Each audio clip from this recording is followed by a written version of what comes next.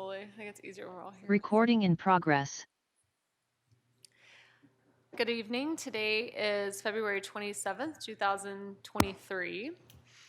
And this is the Historic Preservation Commission meeting, and we will have a roll call, please. Here. Commissioner Dunlap. Here. Commissioner Dahlia. Here. Commissioner Berg. Here. Commissioner Bocham. Here. Commissioner Anderson. Here. Chair Haley. Here. All right, and then looking at our agenda for this evening. Do we have any changes, or we have a motion to approve? Make a motion to approve tonight's agenda.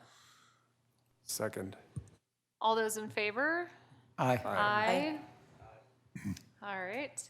And then we have our meeting minutes from last month, January 30th, 2023. All our dates are, do what? Oh, I'm sorry, I'm gonna skip that one, thanks. Adoption of 2023 posting locations. This is an annual acknowledgement of where we post our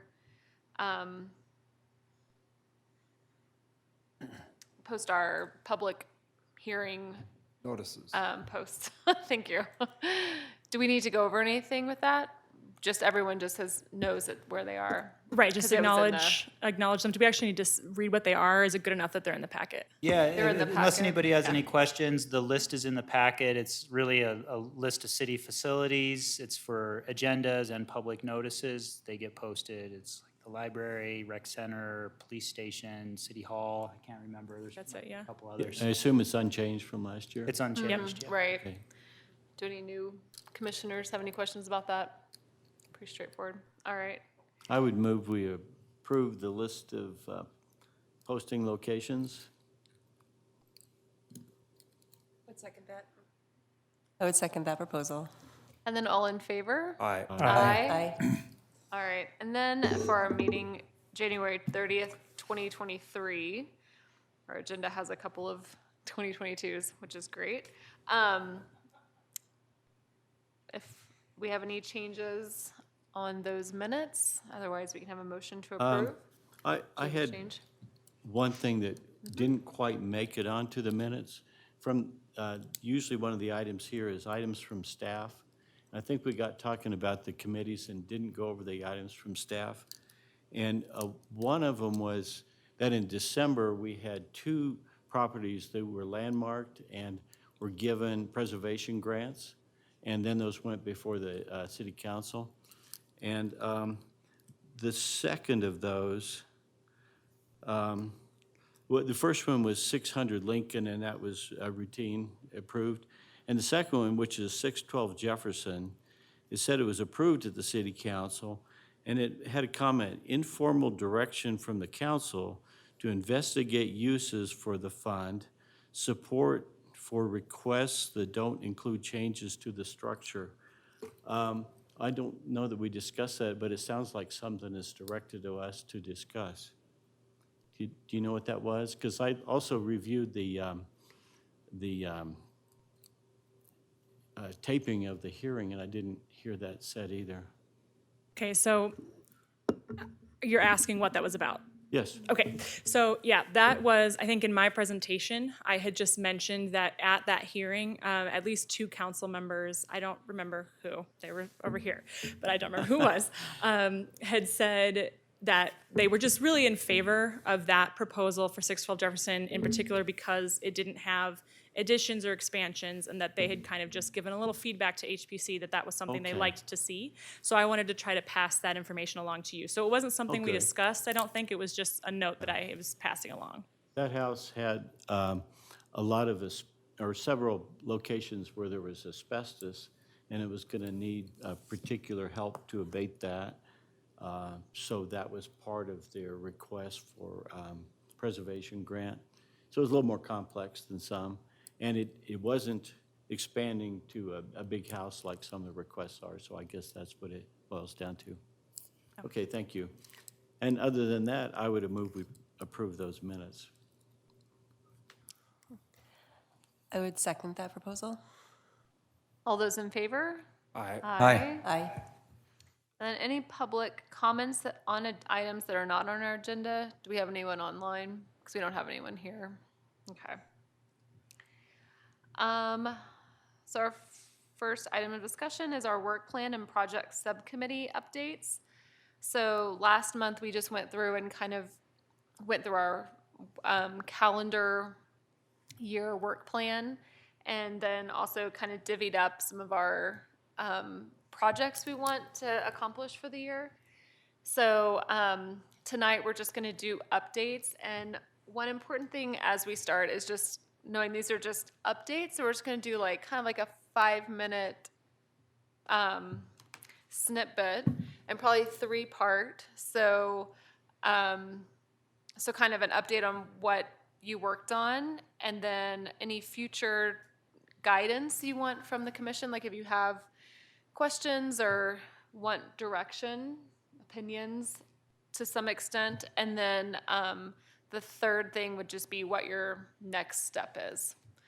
So, so yeah, those are just kind of our guidelines for this time. We're not going to open it up into full commission discussions, because that's kind of what we're using our subcommittees for, as far as that kind of more rigorous discussion.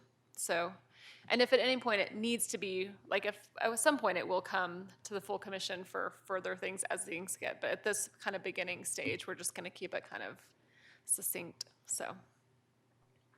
Yeah, exactly. And we can always put on the agenda, you know, if the subcommittee wants to bring a proposal or bring a larger discussion direction, we can do that. But for the updates, we'll try to keep them sweet. So short and sweet. Just a couple things. The first thing is that, did not update this slide, but on here, I wanted to describe the work plan that you saw. It was a little bit different in format than what you had seen previously. And I think my idea here, just to keep this simple, but also to keep us having a universal tracking location, is I'll take notes during your little subcommittee updates now, and I'll say, okay, this is what they did, this is what they're planning to do, if you have any of those updates. And then I'll just include this as an attachment for every hearing. That way you can review it, but we won't actually go over it other than through the updates. Just try to keep it efficient and short. And obviously, this is just the highest level. You all are doing a lot of other work in coordination with other documents. And then a couple other things. So I've listed out subcommittee updates. I think Saving Places we're going to go last, actually, because we probably have the longest, since we actually do have a larger update for everybody. But we can kind of go along this list. I'll take notes, as I mentioned. And then I might not do this every time, but I just wanted to show you all. So, you know, almost half of this crew is new, and because of the conference, so it was 2 commissioners for 3 days, so that bumped up the hours a lot. But collectively, this group, I estimated you've almost hit 30 hours of volunteer hours this past month since you last met. Thought that was worth noting. It's pretty impressive and cool. So thank you, everybody. And like I said, it'll drop down the next few months without a conference, but still, you know, really great to see. Okay. Thanks, Amelia. We can start with coloring book if you want, but it doesn't really have to be this form. Might as well. Somebody's got to go first. So, like me too. So Gary and I and Amelia are on the coloring book committee, which was formed over a year ago. And where we are, it was on hiatus a bit because of the fire. But where we are right now is we met about 2 weeks ago. We reviewed all the feedback that you all gave to us on those few drawings, so thank you for that. We appreciated that. Several of us on the committee also gave the drawings to other people we knew, family members, things like that. And we used that feedback to kind of fine-tune our communications to the artists for what we're looking for with those drawings. So even though we have a lot of drafts, of different structures, there are certain things that we want to be included in a lot of those. So we honed that feedback, and she'll be working on 2 structures now to get back to us to kind of finalize those and then use those as sort of examples as she moves forward. So we're moving kind of slowly now with 2 drawings so we can move faster later, with the goal of in the next few quarters of the year kind of wrapping the drawings up. We also decided to start working on the written pieces that will go with the drawings. So Gary is sort of taking the lead in that because he's written some of those already for other purposes, which he'll talk about tonight. And so while we're working with the artists, we're also starting to work on all those write-ups for each piece, and then also thinking about the publishing piece. So I think we're meeting again in a couple weeks, or I don't think we've set that date yet, but pretty sure we are meeting in a few weeks again. Yeah, so we sent, I sent an email to the artist last week. Based on when she gets back to us, I think we gave her a couple options, probably most likely April 1st. Probably meet in early April to actually look at our next steps, unless you want to meet sooner. March is fine too, but. Okay, Gary, did I miss anything? No, I think that was it. Okay. I also just, again, a gratitude moment, like, this was 100% feedback on a coloring book you all gave. So again, thank you very much. I really appreciate that. It helps us a lot. Have any, do you need any feedback from us or any? I don't think Next right steps or now. anything? I think Okay. when we get those next two drawings from her, we as a committee might decide we want more feedback, and then at that point, we'll bring that to you. As always, though, I think if anybody wants to give us feedback, would like to see drawings, wants to kind of weigh in on this, you're more than welcome to. So we can be communicated with a variety of ways outside of this meeting. So, yeah. So your next meeting will be with her April 1st. Yeah, I think That's that was kind the of deadline we next. gave, I remember now. Yeah, Okay. thank you. Anyone else like to go? Social media is next on my list. Oh, okay. We If can do you that want. one too. So I just kind of put together a calendar of kind of a game plan. So we still don't have a social media anything. So I think it's just kind of figuring out kind of our having it where we just kind of know what's coming and have a general rhythm of putting it out there. So I just kind of set up a calendar, January through December. So like, I thought like a first one would probably be an introduction of like who we are, like faces of this is your commission. In the future, when we are still in February, we can do a Black History Month with William Lofton mural or the house that he lived in, that kind of thing. March, having just some informational graphics of like what our program is. Do you want me to go through all these? Is that helpful? I'll just read them really quick. And then also kind of reoccurring, like anytime we have something exciting, like a project that has, like the church right now, like that would be a great, like everyone kind of sees it, but kind of putting that on social media of like, this is one of our projects and here's what's going on.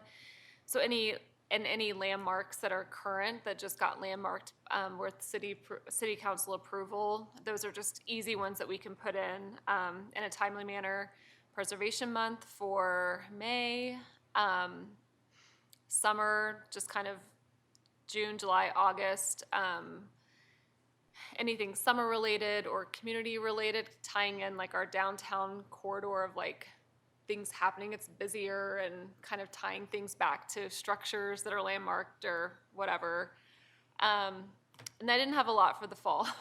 So anyway, but I think just kind of brainstorming. So if anyone ever has an idea of like, oh, this is, you know, a good yearly thing, or kind of just trying to figure out our rhythm. I think the first year that we do it will be a little just kind of figuring it out. But once we go through that first year, I think in the future, it'll just be easy of like, oh yeah, this is something we'll post. This is something we'll post. So, and I think one question we had too, we just need some direction on like what platforms we want to use. So did you have anything you wanted to add to any of that? Yeah, well, first, I apologize for not getting back to you. No, you're totally fine. But I do have some thoughts.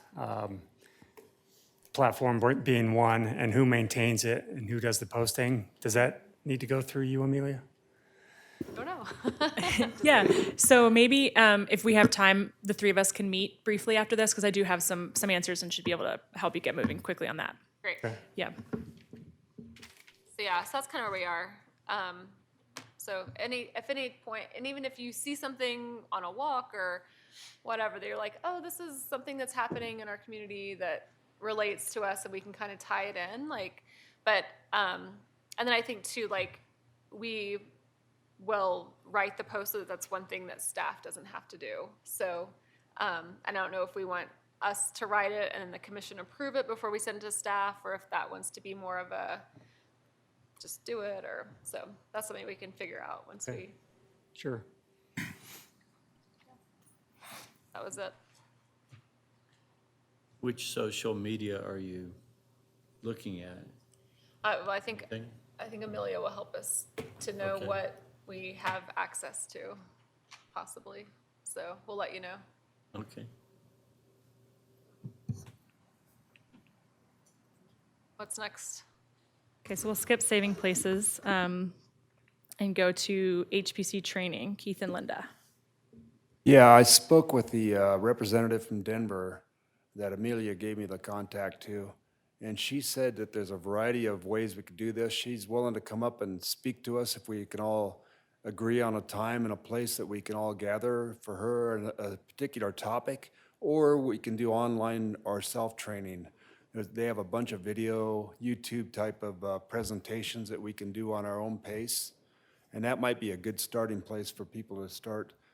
Just, pique your interest, and if there's something else that you might want to expand on, maybe we can have her come up and talk to us on that. But I figure with everybody else's schedules, it might be difficult to get everybody together. So online training might be our best starting point. Yep, and Keith, when he talked to Lindsay too, she talked about having the county, like us, kind of collaborate with some other cities like Lafayette, Longmont, and just have joint meetings.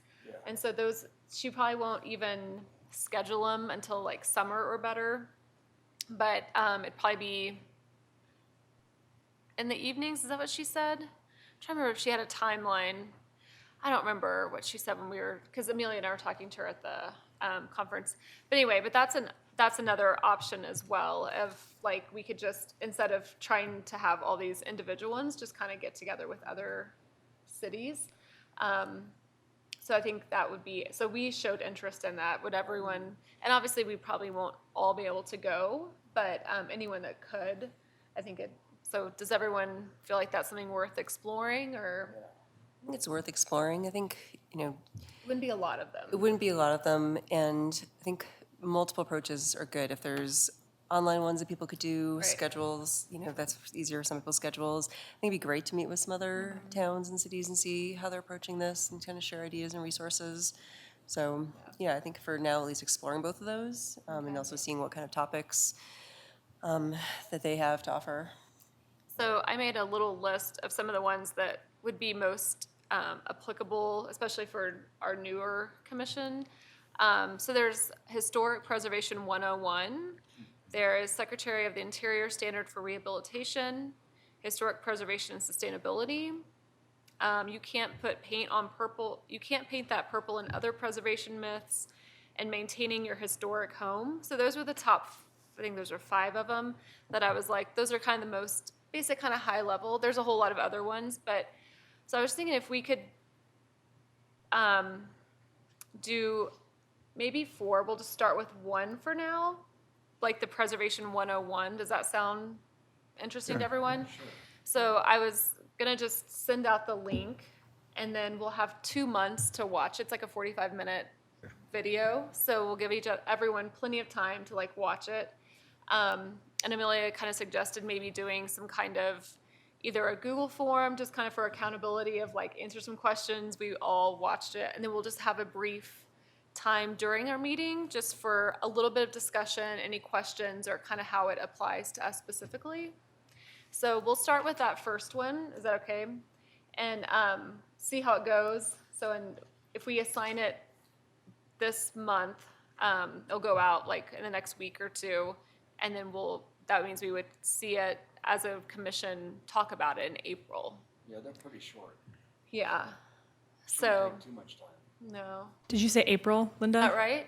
If it's February and it's 2 months. So we wouldn't talk about it in March. We talk about it in April. What do you think? Like a month and a half since it's the end of February. So I just want to make sure I was getting it right. April or May. When I was saying 2 months, I was thinking like 2 meetings. Is that enough time for everyone? Sure. Yeah. April? Okay. Okay.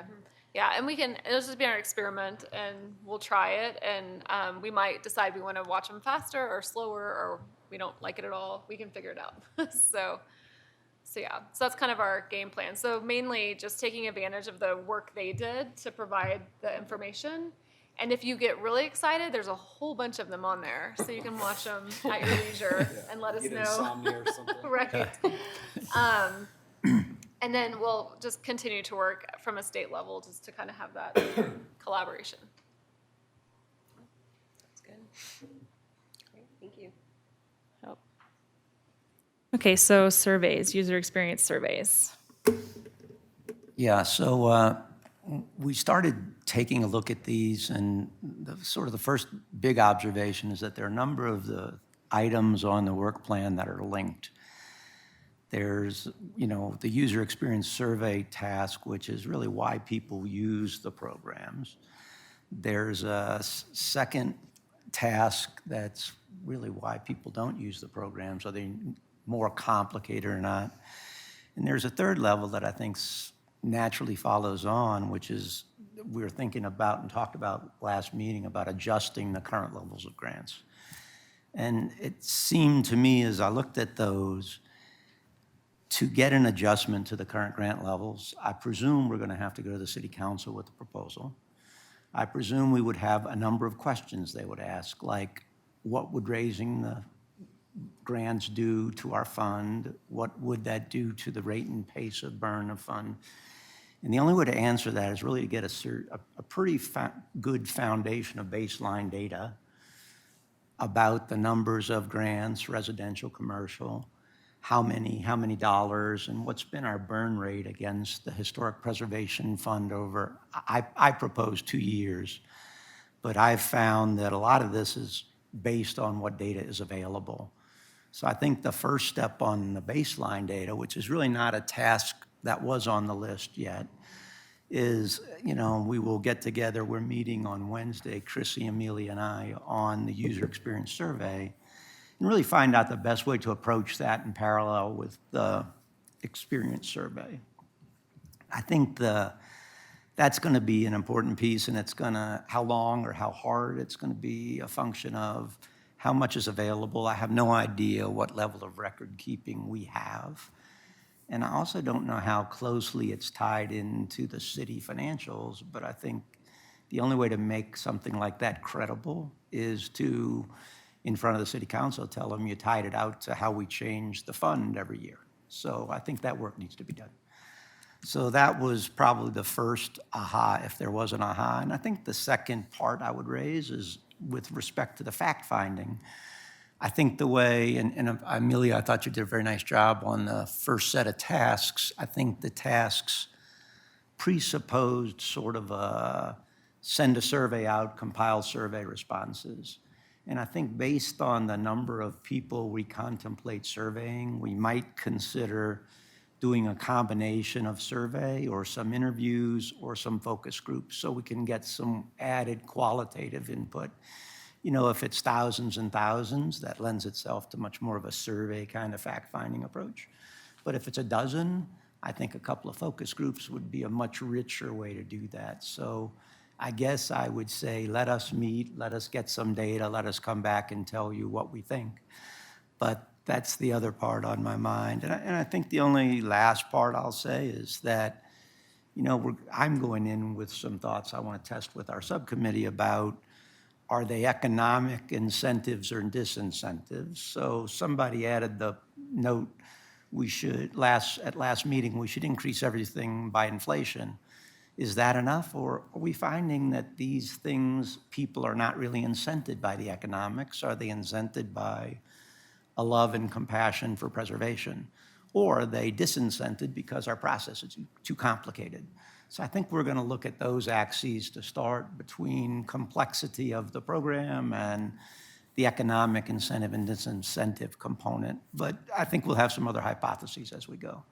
So as I said, we're meeting Wednesday, really kind of to kick off, and we will flesh out sort of our work plan and task plan, and we will keep in touch. I forget who's leading up the sort of why don't people use the program, but I think the baseline data is going to be very helpful for that work stream as well.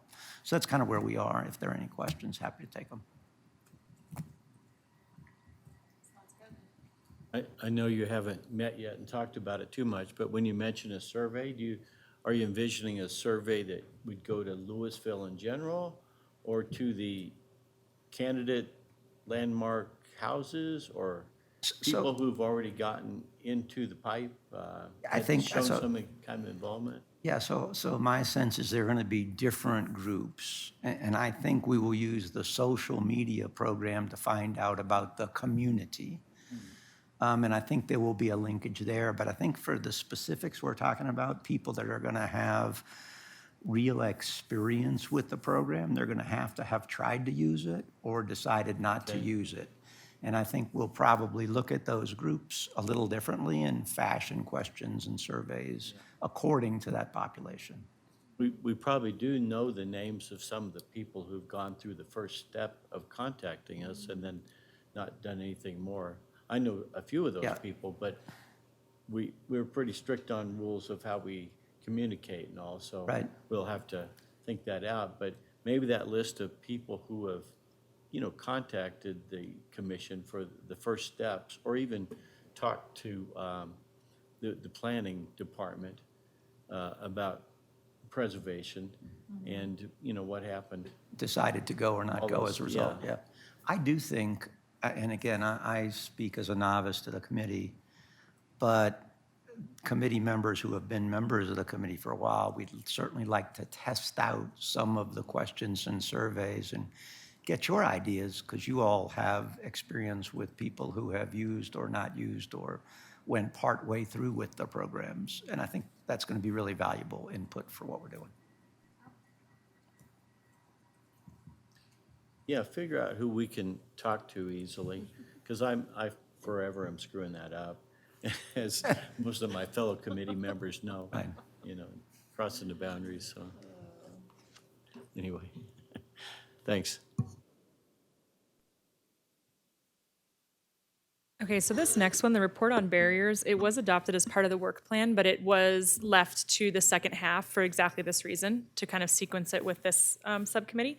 So right now it says Keith, Randy, and Amelia, but I think at the beginning of Q3, we'll kind of just see how we want to organize it. But for now, it's everybody's issue in a few months, and maybe later, depending on how the surveys go. Okay, so then blue parrot sign.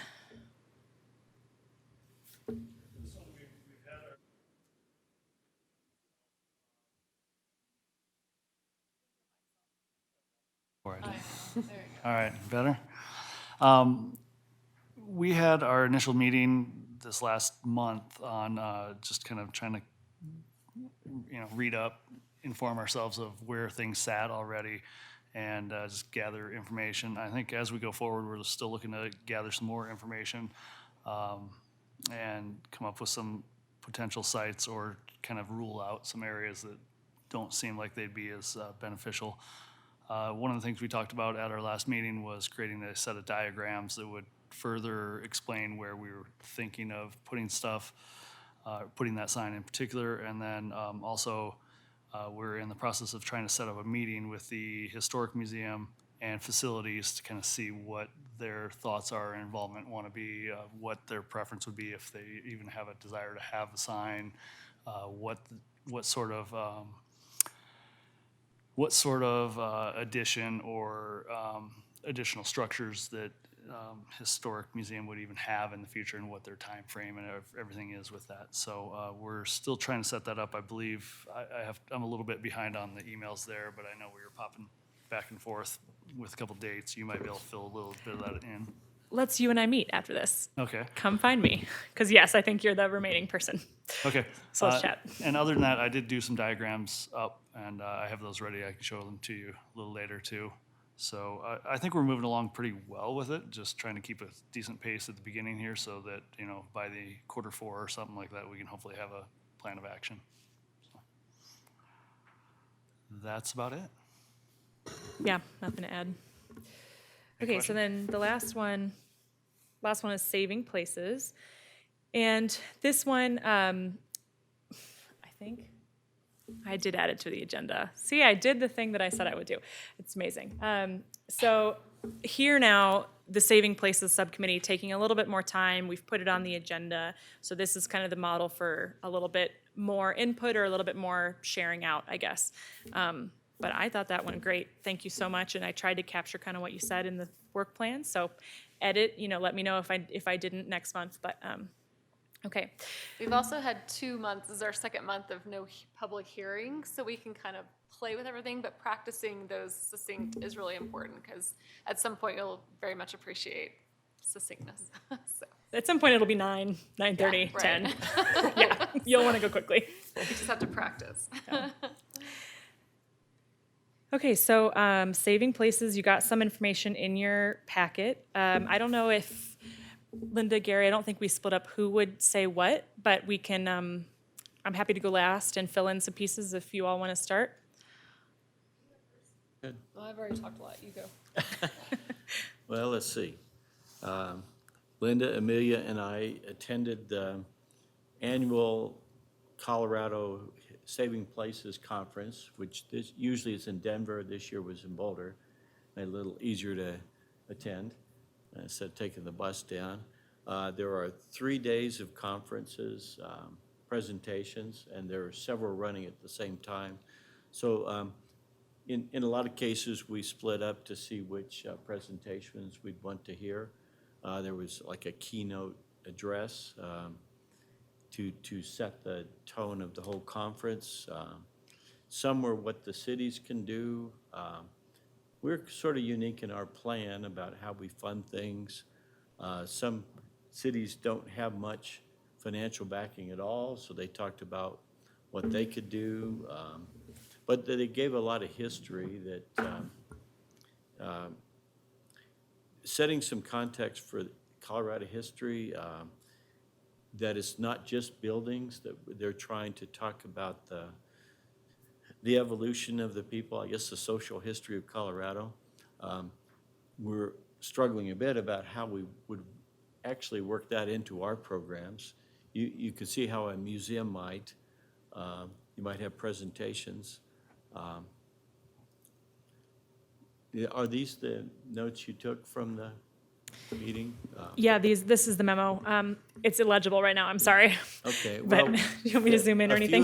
Some of the presentations were pretty dry, and we didn't pick the right ones, and others were very interesting. There was one speaker who was an economist who went into a lot of talk about why you would do this in different cities. They actually had been hired by a lot of different cities to do I forget what they called it, but it's like when you make a choice of how you're going, or they call it, by people making choices in towns, they're pointing the way to preservation, what their choices are by their financial choices. And he gave a lot of good statistics on why preservation is good for a town, good for business generally. Revealed preference. Revealed preference, yeah. It's using your money or Yeah. acting on your preference. And a number were the projects that people have done, cities of, one was Boulder County with some farms being restored, farmhouses that they'd acquired. Yeah, some are a lot of practical details. I'll let somebody else talk to it a little bit. Yeah, I think, so the theme was closer to the heart, and so kind of going deeper than just like a structure, a building, but like why do we do preservation? What does it mean to different people? How does it benefit us for various reasons? And so I think there was a strong emphasis on like amplifying all the different voices of history. So being more equitable in our history was definitely a theme throughout. And then sustainability was a big piece of it. So really pointing out and finding ways to show like, the carbon footprint of tearing down a house versus using what's already there, and the kind of sustainability too of like how well houses used to be built and insulated and all those things. Like they actually functioned really well historically, and so using that to our advantage, and so kind of partnering with the sustainability movement to say like historic preservation is sustainable. It's very economical. So what Gary was talking about with, his name was Donovan Ripkema, and he just talked about how like downtowns are the first ones for economic growth to go back to when a city is coming back, which I think you could probably see in a lot of towns. And then, but it also like generates the most town historic places, and buildings generally bring tourists, which benefits the whole city. So any tax revenue, people want to come to those physical buildings of history, and so there was just a lot of information of how, and what I saw too was like, partnering with our like economic sustainability, or what's our other commission? Vitality, sorry, I need to learn these better. And then our sustainability, like just really working to kind of help the other parts of our city, because historic preservation does play a large part of that. And then also they talked a lot about affordability and density. That's something that we, even as a small town, have had discussions about. And so finding creative ways for people to still live in our cities and live in our old towns, but also that density is more sustainable, it generates a lot of tax, and it's better for the city. So there's just a lot of, I think those were kind of the themes that kind of went throughout all the different classes or seminars. Yeah, I think that was kind of my takeaway in a lot of ways. Yeah, I think you guys have covered it well. I would just point people to the memo. If you didn't give this a look, I would encourage you to. I tried to keep it short for a couple reasons. First of all, the themes they're really high level, and so something that as the year goes on, we might, the subcommittees will definitely be looking at those pieces, some of them, but also as we meet as a body, as you all meet as a body, could lose sight of some of those. But I think working it into our work plan to revisit Saving Places takeaways around the time that we start thinking about, do we want to update the preservation master plan? Like that's, I think, a really productive way to use some of the themes that we've tried to record here, because we all actually met afterwards and said, okay, what was the most important things that we want to communicate? So that's actually all three of us contributed to this memo. So that's one thing I would say. So I can work that in, maybe add it to our calendar later, Q3 maybe, to kind of revisit this. And then a couple of other things I just want to point people to.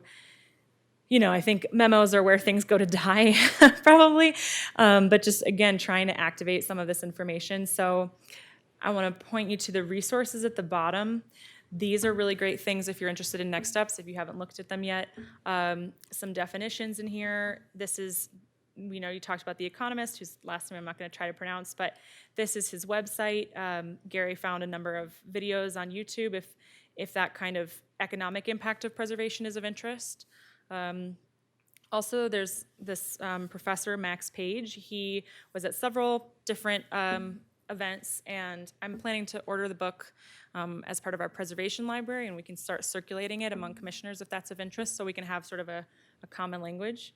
And then also just, again, this is sort of if you're still trying to get your head around, the state level and the state resources, or if you're a subcommittee who's thinking, I'd really like to know what's available from the state, tax credits, et cetera, these slides that are linked in here are really useful. They're from our state CLG rep. Yes, so I would recommend looking at those. And then these ideas, don't know that we need to go through them now, but these are actually things that we were thinking actions we could take after the Saving Places conference. It's possible we could start to work some of these into the subcommittees. Maybe, we look at the second half of the year. Do we actually want to I'd hesitate to add something right now, but maybe once let's say the coloring book finally finishes. Maybe then we'd like to take up one of these other issues, potentially being part of the Black History Trail or one of these other pieces. So if that generally seems like a good idea, I can work that into our plan so that we can get hit in the face with it later in the year. But Yeah, and one interesting thing too, I think it's on this ideas. History Colorado has a goal of adding 150 sites for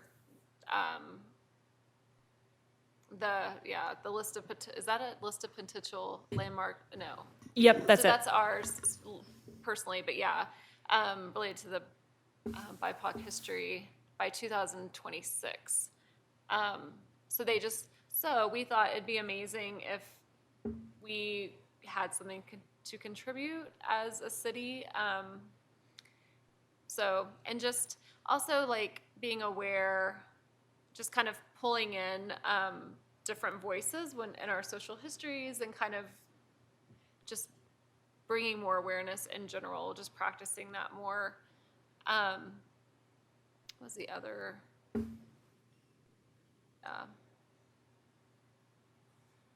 But I was going to say too, the speakers, Donovan Ripkema, I keep saying his name, I guess that's how you say it. It was really, really interesting. Like, he is a really good speaker, and it was really interesting. And then the first one also, what was his name? Max Page. Yeah, Max Page. He was really interesting too. So there was just so much information, and just it was really worth. I'm interested in listening to some more of their information. I'm sure the book would be really good too. So I think if you just listen to those two, even you could probably glean a lot from those. But yeah. If anybody has any questions about that or. What was the attendance like? They say like 400 or something. Yeah, I don't know if that was online and in They person, said but 600. I think, yeah, Maybe 400 in person, 200 online or something. something like that, yeah. People who came from Wyoming, since they didn't have a state conference there, so. Yeah. It was very hot in all the conference rooms, I can tell you that. There's a lot of people. Yeah. Yeah, it was interesting. That kind of goes to something just to, on that, if there is any interest in any of these ideas, or you're curious about how have some of these big ideas been implemented, I mean, we've got a lot going on here in Colorado. So contact people, let me know, and I can contact people. It's probably the easiest way to do it. But there's a lot of energy around these issues, far and wide and close to home. And so if this is something that people want to run with, we don't have to remake the wheel. There are a lot of resources that we can start with and kind of learn what other communities have done. Was kind of my sense from the conference. I don't know if we had defined CLG for the new people, but I think it's a certified local group. You should ask them to say, what does CLG stand for? Anyway, maybe you already did it in the training that happened before. Struck me because I always forget.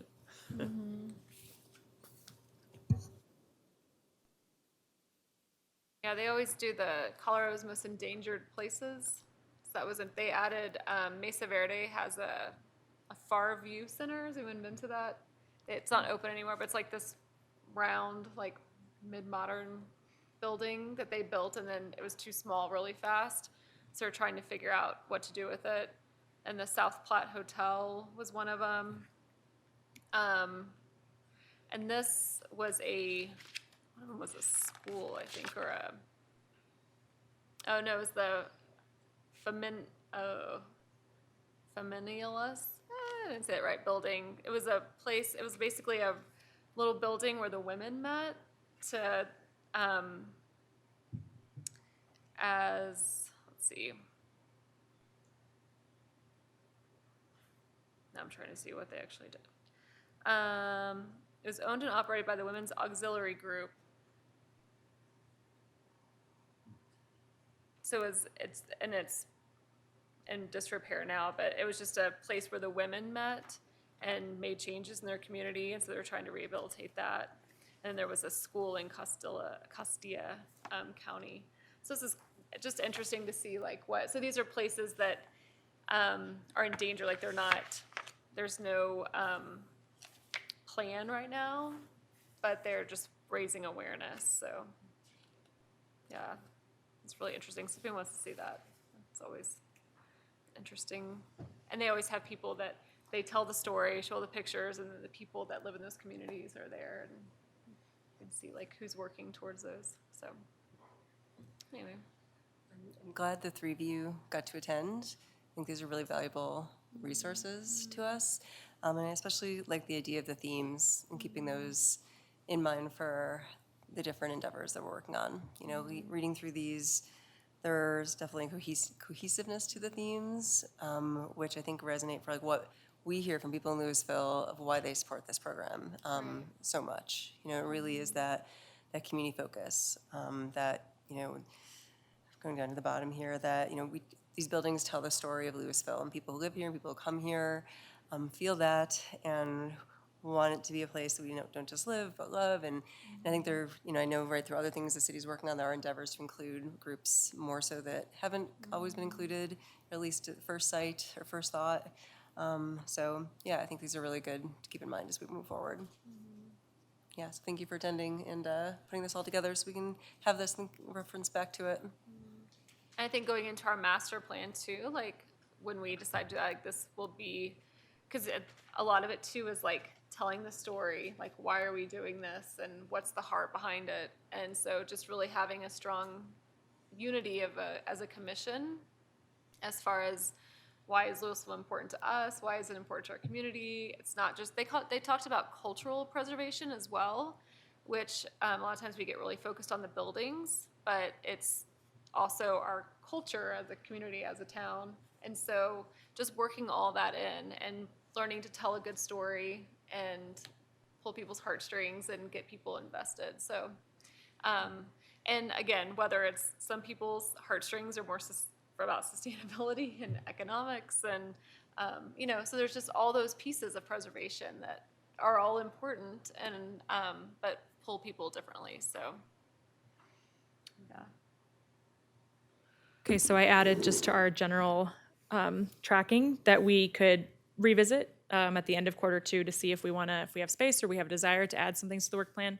No pressure there, but another place to touch these ideas, bring them back up, and then when we start to talk about potentially the preservation master plan at the end of December. So there are, even if we all don't do anything, June will come around and I will look at this and I will try to resuscitate a little bit, so. That's great. Okay, so I think that's everything, all the subcommittees. I miss anybody? Cool. So our next item is items from staff. So subcommittee reviews and upcoming schedule.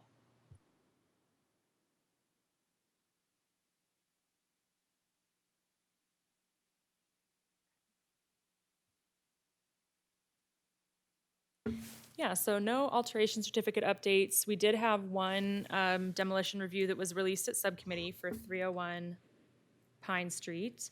And I just wanted to give everybody who wasn't on that, actually even everybody, period, a look at the meat of the letter that we send out if a subcommittee is released. I'm realizing this is really hard to read. I don't know if it's showing up now on your Zoom screens. Okay, good. So you can kind of see, so above this is, you know, the address and blah, blah, blah. And then below this is you have X number of days to pull a permit. But this is the meat of it, right? So that you can kind of see. So a subcommittee reviewed the materials and we identify, you know, what it was. So in this case, it was to demolish an existing addition and then replace it with new construction. And then they released it. And so we always have some kind of quick summary of why the reasons, you know, the reasons that it was released. In this case, the new addition does not significantly alter the existing street appearance of the house, and the existing addition to be demolished, though older than 50 years, is likely not original. So these not setting of precedent. You don't have to do this exact same thing every time necessarily, but just to show you kind of where your deliberations go if they are released at subcommittee. Yeah, I don't really have much more to add, but just to kind of share where that one went. I don't know if anybody has any general questions. I know we've actually had several demo reviews that have come up now, so it's probably best actually to hold like any specific questions, as we have active applications, but any general questions about the letter releasing its subcommittee? Awesome. Thanks for everybody. We've had a couple new people who've already had to do this several times, or a couple times too, so. Okay, Hey, Amelia, can I interrupt quickly? So, we were at the trainings, the one training that was held in person, which was great. There's a lot of important information there. Were subcommittees and that process covered with new commissioners at that time or at a different time? yeah, so here's how we structure, here's how I structured it. When we had the initial orientation, I just let you know that they existed and that they could be, you might see them at subcommittee or a hearing at the first time. And then for each time it's been a new person, I put the email and tried to give additional extra information and kind of spell it out in the email. That's how it's been done. So happy to have, arrange a broader conversation, but I personally just figured that telling you a bunch of information without you actually being able to see something specific and have the pressure to actually figure out what you're doing didn't applied is sometimes easier, but I'm happy to take a step back. I think we did kind of talk about it in the training as far as because I think we talked about trying to randomly select a new and existing. Right. And we kind of said there'll be discussion and that. So I think we've kind of covered it.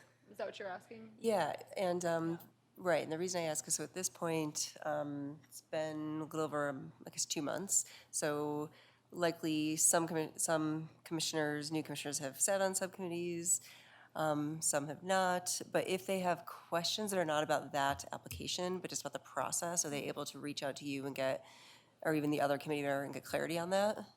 100%, yeah, and we've done that too. So there's a demolition review that's out right now where I've had conversations with one of the new commissioners and just saying, yep, this is what this is where it sits in the code, and we're all adults and we can do our best to not say anything else and keep everything that's actually deliberative into the record. But yeah, that's definitely an option. So new folks, Josh and Marty, you've now Marty's 2 now, so definitely in the thick of it. But Randy, when that comes up as well, general questions always available, and I'll be pretty persnickety. So yeah, about what we can and can't talk about, as Gary knows. Yeah, and like I say, always feel comfortable asking questions.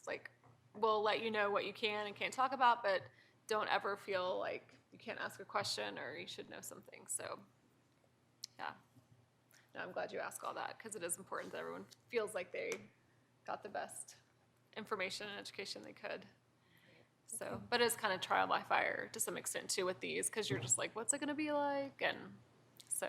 Right, and there's a pretty big variety in things that come through subcommittees. So some seem relatively straightforward and some are pretty complex. So making sure everybody feels comfortable making decisions and they can get more information before they need to make those decisions. Yeah, I think that's something we talked about too, is you can always ask for more information. Staff may or may not have more information, but they may be able to get more information, they may not. So it never hurts to ask questions, especially if you're kind of on the fence of I'm not sure. It's better to try to get more information and just send it up than it is to feel pressured to make a decision that you don't feel comfortable with, so. Okay, so Kind of along that line, we did have one a few months ago where we didn't have much historic information about the property, where there was a demolition request. And that's understandable, we won't in every case, but it was sort of necessary in that case. And one thing I think we talked about last month maybe was having a list of or an idea of the resources we have, the historic information that's been archived, where work has already been done by the museum or something to review properties, to do the history. And some of it's been done by the state before that, so maybe we could put that together about, for whoever, is on this review, and maybe that's not a good example, but to know if you have information that could be reviewed. And you probably sent it out with it if this one did have review information. And I think historically what we've done is if, because generally, like, we're looking at, like, the structure itself, like, we can kind of say, like, that's kind of the first starting point, but if it's questionable and we want more, so, like, if we're like, it has potential of being landmarked or whatever the conversation is, sometimes that social history, we will ask the museum, like, can we get extra information? So that is something that you can request if it's, we have done that in the past. So it is available, but it's something that the museum, is that right, Amelia? That would be something that the museum would have to kind of pull for us. So, Yeah. So just to clarify a tiny Right. bit, but yeah, so when you get a review and when it says this is the information, attachments and everything, if I've done my job, that's all the information we have access to currently. We check the state records. We have a login, I can't think of, an account. We have an account with the state program. So we get there, we have a lot of them already downloaded. We have a number of social history reports. Like staff has access to a lot and we check all these things and then we send that information to you. However, for the most part, I don't know if any of you have seen some of those architectural surveys. They're not really that detailed.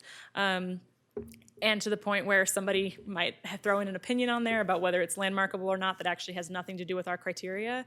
So, the state can be really helpful, but in some cases isn't. So it's, even if you find something, it's kind of a mixed bag. But anyway, we check everything. And just to clarify the museum piece, the museum needs a lead time to produce those reports because they actually do take a lot of research. She checks a lot of different things. And for example, like I'm not gonna spend 10 or 20 hours putting together a report checking the census records, right? That's what, if we need more time and we need a social history report, that's when we pull in the museum and often go to a full hearing. I'm not questioning at all what you put with the request to review this. I think you get what's there. But all of this information that is available, the city's paid for it different times along the way, and it probably should be publicly available. And there should be a directory to find that. I mean, that's a future work item, but. Yeah, I think I understand what you're saying now. You're talking about just generally making it publicly available. Yeah, it's sort of our historic library. Right. Yeah, and that probably includes historic structure assessments, as we talked about. It's a huge thing. It actually is a huge thing what you're talking about. I'm totally for it. I think it would probably be a subcommittee adoption of it to make it happen. And if you want to volunteer, call me up. Okay. Serious. I'm not being flipped. Like genuinely, we would need to work together. So, but yeah, I agree with you. That's an issue. Thank you. Okay. Just some general updates. So we have something, and this is going to be, we're going to try to give you a generalized update, but this may become a formal application to the HPC soon. So if you have questions that we can't answer, we'll just let you know. But I wanted to have you be all generally aware that this is too small. I'm so sorry about this map. But if you can see it on your Zoom screens, then there is a building that's out at the old city services. It's circled in red, and then the picture is the picture of the front of the building. This building used to be on the museum campus. There's that kind of, that pad there now. That's the foundation for this building. And so we've had interest from a property owner to potentially do something with it, move it, restore it, et cetera. And again, can't get into the details, but I just wanted you all to know, because we are making a push this year to try to be proactive, to try to think about the grant amounts, our overall amounts, that this is something that's been in the works for several months. And it's one of those things that could continue to move slowly, but it could also start moving very quickly. But I just wanted a general awareness about it. We kind of debated on how to approach it because we can't answer too many questions, but just to let you guys know, this is something that might come before you and that we're working on.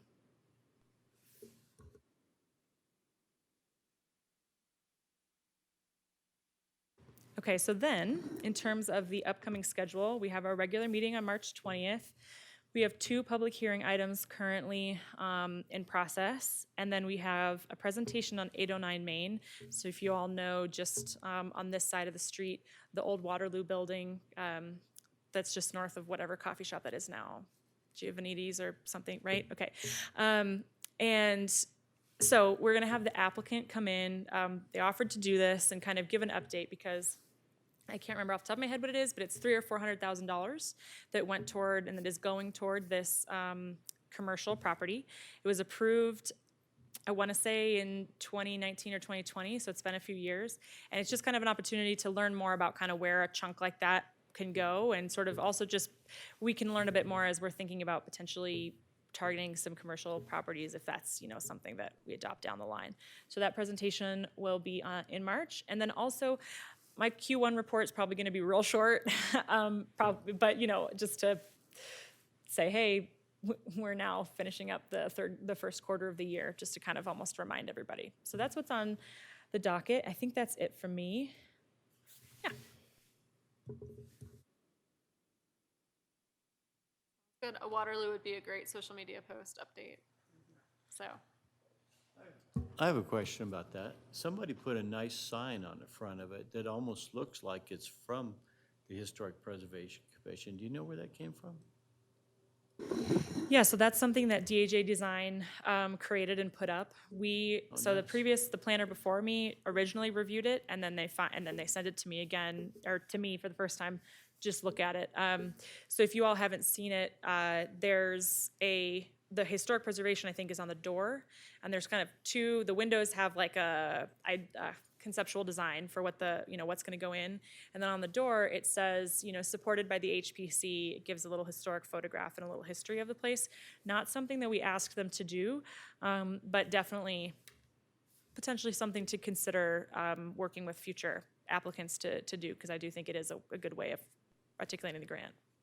Maybe most of them happen quickly enough, there wouldn't be a audience for a sign like that, but it would be kind of nice if something was in the works for a while, like the old Baptist church, to have a sign like that really would be good outreach.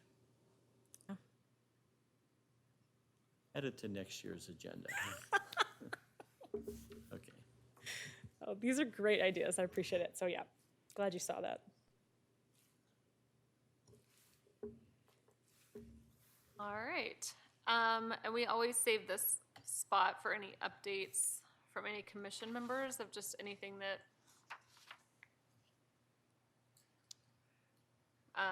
we have Gary doing downtown business, DBA. Do you want to give do like an example? But if you ever just have something that you want to share or whatever, that's just a placeholder. It's on the next page. Yep. Oh, okay. Yeah, this was a minor outreach item, and I guess it's already sort of handled for now. But the Downtown Business Association does a monthly newsletter, at least to their people. I don't know if it goes beyond them. People can look at their website. But historically, we've had a little item in that, it's kind of well hid, about some preserved property, and tell them the history of it and have a picture, and tell them to call the planning department, Amelia, if they have any questions about our historic preservation project. So Amelia put a couple examples of the little snippets of history we put in there. Unfortunately, there are more months than there have been landmarks, so sometimes they get recycled. Caleb was putting these together before he moved to the city council, and then I took over from him doing that, so we can have other helpers along the way, I guess. I don't know how old it is. Well, I was thinking that'd be something easy we could put into social media also. Yeah. Because they're pretty much a picture and a blurb, so. And actually, the text that goes into our coloring book is going to use that as a base. And it all comes from the museum documents. To cull something out of that. Yeah, that's great. Any other updates from anyone that we didn't cover with our subcommittees? All right. So our last item is to adjourn, so.